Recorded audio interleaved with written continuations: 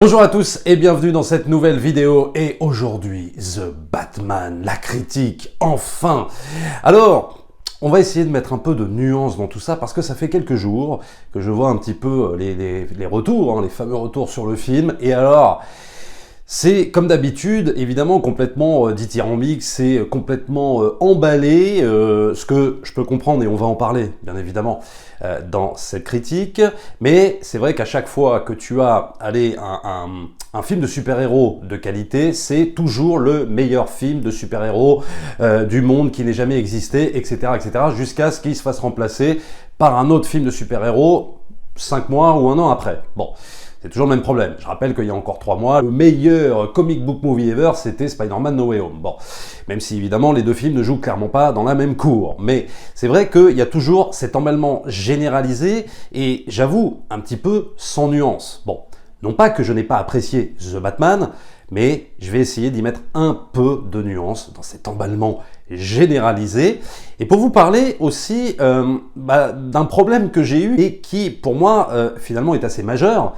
Ça m'a pas empêché d'apprécier le film, mais disons que ça constitue quand même un gros problème. Donc on va parler des points forts, des points faibles. Je vais essayer de pas trop spoiler, si jamais je sors un méga gros spoiler, mais je trouve qu'il y en a même pas en fait dans le film. Si jamais voilà, j'aborde un point de l'histoire important, vous inquiétez pas, je vous préviendrai.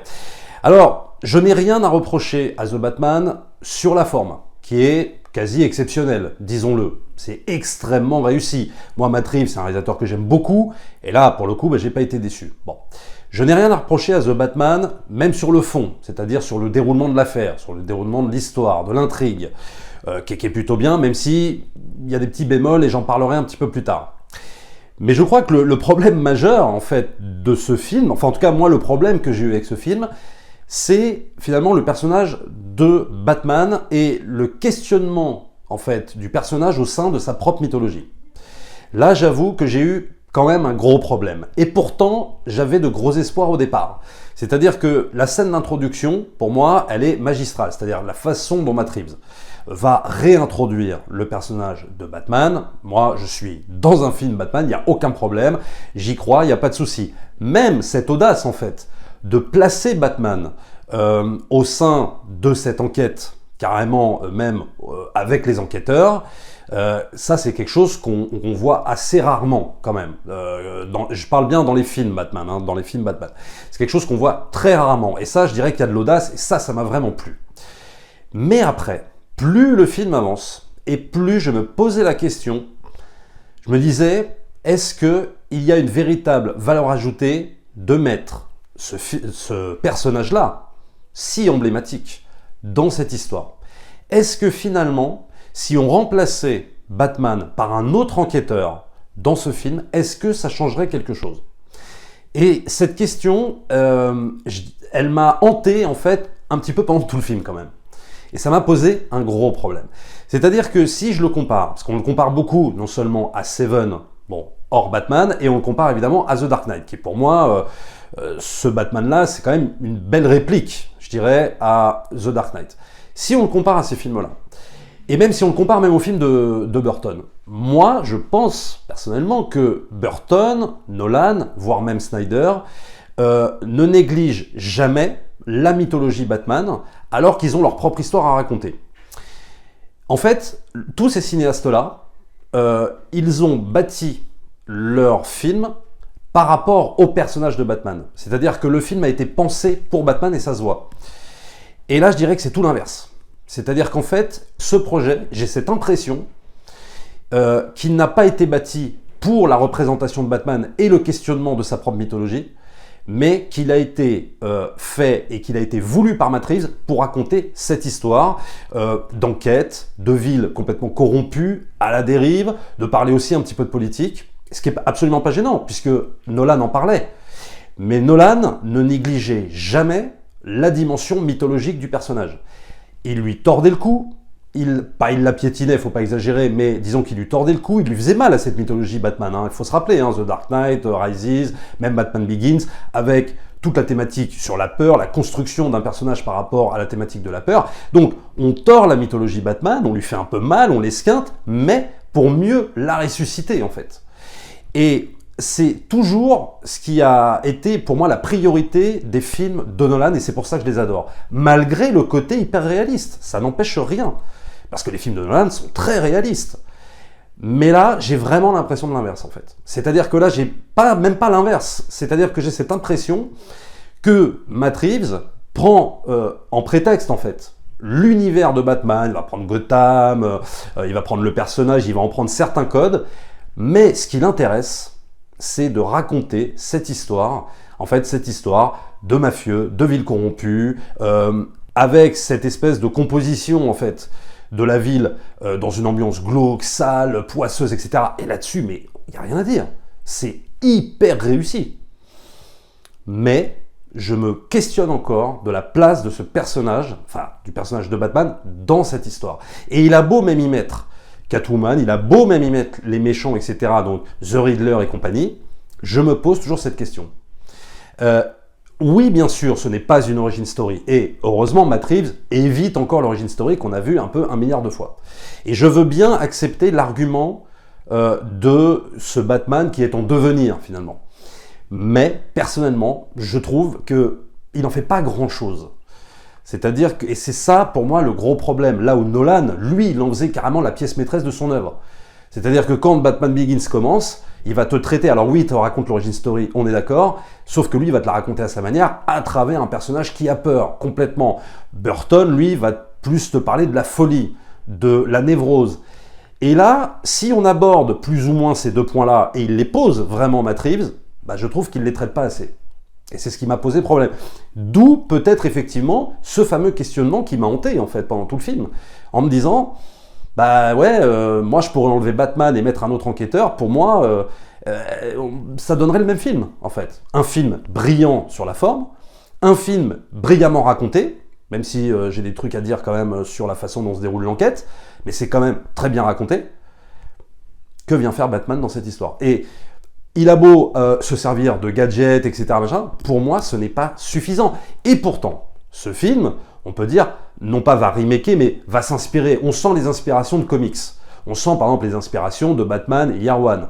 On sent les inspirations de Un long Halloween. Comics que j'adore, très réaliste. Ce n'est pas le problème du réalisme, mais c'est de garder cette dimension mythologique du personnage Batman avec ses codes, peut-être même gommer la dimension super-héroïque. Ça me pose pas de problème parce que dans les films de Nolan et même dans les comics que je vous ai cités, Frank Miller gomme plus ou moins aussi la dimension super-héroïque, mais il la garde toujours. C'est-à-dire qu'on a toujours ce sentiment qu'il y a quelque chose de plus ou moins, allez, fantastique, même si on sait que, évidemment, dans l'univers de Batman, il n'y a rien de fantastique.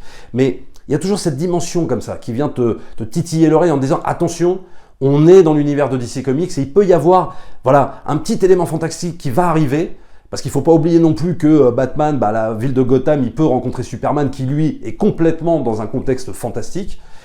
Et on n'oublie jamais cette dimension-là. Dans les comics de Frank Miller, chez Snyder, même chez Nolan, on n'oublie pas. Il y a toujours ce truc, quand on voit par exemple l'incarnation de l'épouvantail dans Batman Begins, même si évidemment, oui, c'est un personnage qui fait avoir des hallucinations, donc il n'y a rien de fantastique là-dedans, mais on garde cette dimension fantastique, quelque part. On a cette dimension fantastique.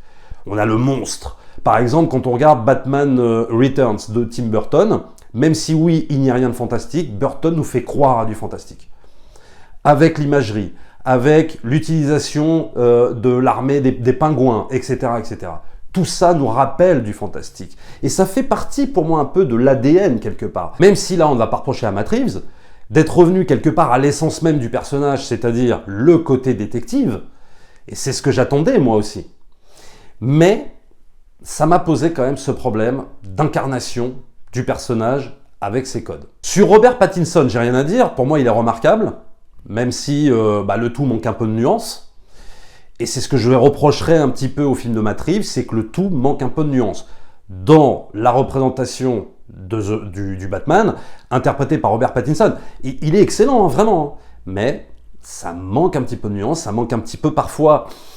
un petit peu de légèreté, parce que c'est pas parce qu'on est dans un film noir, dans un film dur, dans un film qu'on ne peut pas se permettre un petit peu de légèreté. Et là, tu sens vraiment qu'il y en a zéro. Donc si tu veux, Robert Pattinson, moi je pense que c'est un bon acteur, mais je pense aussi qu'il ne peut pas réellement dévoiler tout son jeu. Mais ça, c'est dû aussi à la direction d'acteur de Matt Reeves. C'est voulu, c'est pensé comme ça. Tu l'acceptes ou tu l'acceptes pas. Bon, mais ça m'a pas vraiment... C'est pas le truc qui m'a le plus gêné, hein, disons-le. Sur la forme, on parle beaucoup de films noirs, bien sûr. On parle beaucoup de Seven, on parle beaucoup de Zodiac, bien entendu. Là aussi, on va dire que c'est réussi. Mais, je dirais quand même, oui, bien sûr, la représentation de Gotham, elle est juste magnifique. C'est-à-dire qu'on a quand même un Gotham qui va se balader entre le gothique de Burton et le côté un peu réaliste parfois de Nolan. Donc on va se balader entre ces deux œuvres-là. Mais là où il y a vraiment un coup de maître, un coup de génie sur ce film-là, c'est la représentation de Gotham gothique et qui ne sent pas le studio, quoi. Donc là, franchement, c'est extrêmement fort. Par exemple, si tu regardes les 2 films de Burton en Blu-ray, bon, évidemment, moi je les adore, mais oui, tu sens le studio maintenant. Surtout en Blu-ray, maintenant, tu sens vraiment que c'était tourné en studio et tout ça. Donc, le côté gothique est très bien représenté et c'est plaisant, mais ça fait un peu trop, voilà, studio, etc. Alors que là, on a vraiment cet univers palpable, là, il n'y a rien à dire. Mais, toujours pareil, je trouve que ça manque de nuances. Par exemple, la pluie tout le temps, en permanence, le noir tout le temps. Et je pense que pour faire penser à un film noir, on n'est pas obligé d'utiliser les mêmes artifices pendant 3 heures, parce que le film dure 3 heures quand même. Et on n'est pas obligé d'utiliser ça pendant 3 heures. Je te recommande, par exemple, des films noirs des années 40 de la Warner, des films des années 50 de la Warner. Des fois, ces films noirs-là, ça se passe en plein soleil, à Los Angeles, t'entends même une petite musique comme ça, sympathique, et il n'y a pas besoin d'utiliser la pluie, et il n'y a pas besoin d'utiliser le sombre pour dire que c'est un film noir. Le film noir, il se définit par ses personnages, par son intrigue, par son ambiance évidemment plus ou moins glauque. C'est comme ça que tu vas définir aussi un film noir. C'est pas forcément utilisant des artifices de pluie qui te fait penser un peu à une sorte de dépression ou à un personnage qui ne sourit jamais. Voilà. Et je trouve que ça manque un petit peu en termes de nuances sur cette forme-là. Une fois de plus, c'est pas gênant pour apprécier le film. Donc là, évidemment, pour The Batman, on a 3 heures de film. Donc évidemment, on peut se dire d'office, quand tu vas voir le film, c'est un régal. Parce que tu te dis, ah bah ça y est, les exécutifs de la Warner, ils lui ont laissé carte blanche, quoi, hein, très clairement. Et je pense que c'est le cas, alors peut-être pas tout à fait, mais disons que tu sens vraiment qu'il n'a pas eu des menottes, que les exécutifs de la Warner, ils sont pas arrivés avec leur tableau PowerPoint, comme pourrait faire un Kevin Feige, lui taper sur l'épaule et lui dire, eh vas-y, non, maintenant tu me mets des explosions, tu me mets des courses-poursuites, parce que nous, on a investi je sais pas combien d'argent dans ce film, donc enfin, t'as vraiment pas cette impression-là, et pour le coup, ça va faire c'est un petit peu le syndrome Joker, c'est-à-dire que t'as vraiment, les exécutifs qui lâchent la grappe au réalisateur et qui le laissent faire ce qu'il a envie de faire. Et ça, c'est vraiment bien. C'est vraiment bien et tu le sens vraiment pendant ces 2h45 de film. Après, ça aussi sont des avantages. C'est-à-dire que 2h45 d'une histoire comme ça, moi je pense qu'elle est trop étirée. C'est l'impression que ça m'a donné. C'est pas que c'est ennuyeux, parce que Matt Reeves met suffisamment d'éléments, de retournement de situation, de coups de théâtre sur les personnages, qui fait que tu vas pas t'ennuyer, si ce n'est quand même que pour moi, au milieu du film, c'est un peu long. C'est un peu long et tu te dis, ok, passe ta seconde parce que c'est bon, je crois avoir compris là où tu veux nous emmener. Je peux pas spoiler, mais je crois avoir compris là où tu veux nous emmener, donc vas-y, c'est bon, on a compris. Peut-être que tu aurais coupé une demi-heure, c'était bien. Moi, j'ai trouvé ça quand même long. Pour ce que ça a raconté. C'est évidemment très intéressant, mais c'est trop long. Après, sur l'exploitation du méchant, moi, j'ai été plutôt convaincu. Bonne exploitation, évidemment, du personnage du Riddler. Pour moi, on va pas assez Paul Dano. Paul Dano, c'est un acteur que, évidemment, j'adore, et c'est dommage qu'on ne le voit pas assez. Mais disons que l'iconisation, en fait, du personnage du Riddler, elle est méga intéressante, même si je le redis, il y a quand même une réplique. Pour moi, une réplique, un effet miroir avec The Dark Knight, quoi, qui est indéniable. C'est-à-dire que c'est pas la copie, mais on sent vraiment cette inspiration de chez Nolan pour refaire, je dirais, des scènes Batman versus Joker. Bah là, on le fait Batman versus The Riddler, quoi. Voilà. C'est pas gênant en soi, mais tu n'arrêtes pas de penser quand même que ça a été fait 15 ans avant, quoi. Bon. Alors, heureusement que le personnage du Riddler trouve son propre chemin, trouve sa propre identité au sein du film, et ça, d'accord, c'est plaisant, ok, c'est bien, c'est réussi, c'est bien exécuté, mais pour moi, il y a toujours cet effet miroir, et surtout sur la fin du film, que je ne vais pas spoiler, mais je trouve que sur la fin du film, on a vraiment des répliques, quoi, hein, disons-le, des répliques de scènes pour moi de The Dark Knight, quoi. Limite, alors pas les mêmes plans, mais voilà, on a cette volonté de recréer un petit peu la même ambiance c'est un peu frustrant à ce niveau-là. Mais sinon, l'exécution des gens est plutôt réussie. Sur le Pingouin, il est très intéressant aussi, et il est bien. Après, c'est un peu le problème aussi global de l'utilisation de certains personnages. Par exemple, sur le Pingouin, tu m'aurais pas dit que c'est Colin Farrell et que tu m'aurais dit c'est un autre mec du coin, je t'aurais dit ok, ça change pas la donne. En fait, ils te vendent, si tu veux, avant la sortie du film, oui, regarde, il y a Colin Farrell et t'as vu comment il est transformé. Oui, mais c'est le problème, c'est que le maquillage est tellement énorme qu'on ne voit pas que c'est Colin Farrell. L'intérêt d'avoir un acteur que tu transformes et que tu le vends en fait, que c'est un argument marketing, l'intérêt c'est de découvrir quand même un petit peu son visage malgré le maquillage. Par exemple, si je te prends l'exemple de Hook de Spielberg, à l'époque, je me souviens, à l'époque on disait « Oh là là, regarde la transformation de Dustin Hoffman, il est presque méconnaissable ». Mais si tu veux, le maquillage de Dustin Hoffman en Capitaine Crochet, tu reconnais, si tu veux, les traits de Dustin Hoffman derrière. Et c'est ce qui est fascinant, parce que tu te dis comment il va jouer affublé de ce maquillage-là. Là, le problème, c'est que voilà, tu pourrais prendre n'importe qui, ça aurait fait l'affaire. Donc le fait que ce soit Colin Farrell, très bien, super, mais je te dis, ça pourrait être quelqu'un d'autre. C'est dommage parce que Colin Farrell, c'est quand même un super acteur. Alors je dis pas que là, il l'interprète pas bien, mais ça m'a gêné, si tu veux, que le maquillage soit autant mis en avant, en fait. Ça aurait mérité qu'on voit un peu plus le visage de Colin Farrell. Ça qui aurait été intéressant. Sur Catwoman, pareil. Pour moi, c'est une approche hyper intéressante qu'il pose sur Catwoman, mais il va pas assez loin. C'est-à-dire qu'on a cette représentation de Catwoman très comic book, et là j'ai vraiment adoré parce qu'effectivement, moi j'ai lu plusieurs comics avec Catwoman et il y avait cette représentation-là. Donc là je trouve que c'est hyper réussi, et notamment sur sa quête à elle, sur son arc narratif, je suis très satisfait. Là où je suis moins satisfait, c'est sur, on va dire, le rapport qu'elle a avec Batman. Et je trouve que là, ça va clairement pas assez loin. En plus, quand tu t'octroies 2h45 de film, je pense que tu aurais pu y aller sur la relation un peu osée, un peu plus sulfureuse que ce que Matrice veut bien nous laisser montrer. Et ça, c'est dommage parce que je trouve qu'il n'y a pas assez, on n'a pas assez à manger sur cette question-là, alors que dans les comics, ils y vont à fond les ballons, quoi. Et là, je trouve c'est trop timide. Alors moi, je veux bien PG-13, etc. Oui, c'est compliqué. Il faut que le film soit aussi accessible, parce que déjà, ils prennent un risque, Warner, donc on va pas leur enlever ça, ils prennent un risque, film de 3 heures, film plutôt très sombre, on va pas emmener des gamins, si tu veux, de 8 ans, comme tu les emmènerais voir un Spider-Man, on est d'accord là-dessus, donc il y a un gros risque, donc je vais pas leur jeter la pierre. Mais c'est juste, voilà, si tu pars de ce principe-là, vas-y à fond, exploite-moi cette relation Batman Catwoman. Si on enlève ce côté-là, je dirais que le personnage de Catwoman est plutôt satisfaisant. Bon, évidemment, je vais passer sur la scène de poursuite avec le pingouin, qui est dantesque, monumentale. Vraiment, ça fait du bien de voir au cinéma. Des scènes de poursuite comme ça manque vraiment, parce que on t'en prend plein la tête et c'est super bien réalisé, super bien monté, l'éclairage, la lumière, en plus il y a la pluie, enfin bon, c'est absolument fabuleux. Bon, même si on voyait ça évidemment dans le trailer, et moi quand j'ai vu ça, je me suis pris une sacrée gifle, quoi, vraiment, elle est méga efficace, j'ai adoré. Bon voilà en gros ce que je pouvais vous dire globalement sur The Batman, sinon après je pourrais en faire une autre vidéo, mais je vais trop spoiler. Je trouve que c'est un bon film, même un très bon film noir. Est-ce un très bon film Batman et une masterclass comme tout le monde le dit, etc., comme tout le monde s'emballe? Moi, personnellement, je ne trouve pas. C'est un très bon film de cinéma, vraiment, mais voilà, si je me fais demain un marathon Batman, je vais me faire un plaisir de me refaire tous les Batman, ça va de Burton à Scott Snyder, et puis il va y avoir celui-là. Et je me dis, ouais, mais je vais être embêté avec celui-là. Je ne vais pas savoir quoi faire, en fait, avec celui-là. Est-ce que vraiment je l'intègre dans la mythologie Batman? J'aurais beaucoup de mal encore. Alors je le reverrai, bien sûr, mais je le reverrai certainement même avec plaisir, parce qu'il y a vraiment du cinoche là-dedans, il y a vraiment du cinéma. C'est un plaisir, c'est un régal pour les yeux. C'est un régal même sonore, musique de Michael Giacchino, j'en ai pas parlé, mais moi je suis pas très fan en général de ce compositeur, et là j'avoue qu'il m'a complètement bluffé.